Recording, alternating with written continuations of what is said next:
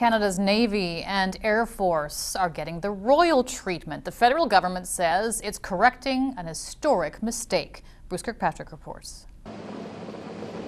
It has always been HMCS, Her Majesty's Canadian ships, so why not call it the Royal Canadian Navy? Maritime Command will be the Royal Canadian Navy. Land Force Command will be the Canadian Army. And Air Command will be the Royal Canadian Air Force. This change is long overdue. Restoring these historic identities is a way of reconnecting today's men and women in uniform with the proud history and traditions that they carry with them. Back in 1968, then Defense Minister Paul Hellyer, under direction from Prime Minister Lester Pearson, decided to amalgamate the various arms of the military, and it became the Canadian Forces.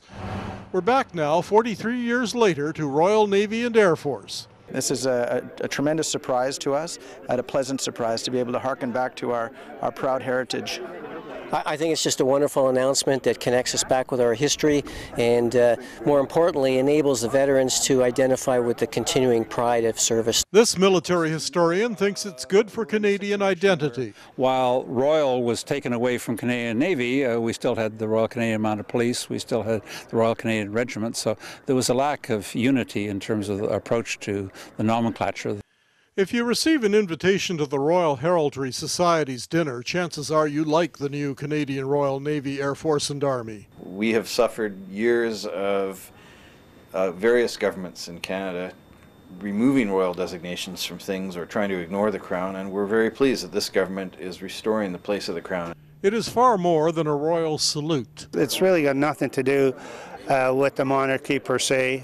It's a reconnecting with the sacrifice, the identity, the culture, the heritage and traditions. It's timely, perhaps, that it was 100 years ago today that King George V bestowed the name Royal Canadian Navy upon our naval forces. It was the naval service before that.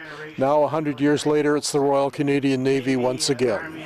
Does the prefix Royal really matter to those who serve? I like the fact that we're going back to our roots and become part of the Royal Navy again. Do you mind being the Royal Air Force, Canadian Air Force? Not at all. No. I'm still paid. I'm still doing my job. I'm happy, so yeah. The cost of the changeover is minimal, say military sources. It is unlikely the military will go back to the old Navy and Air Force uniforms. But it is a name change with significant meaning.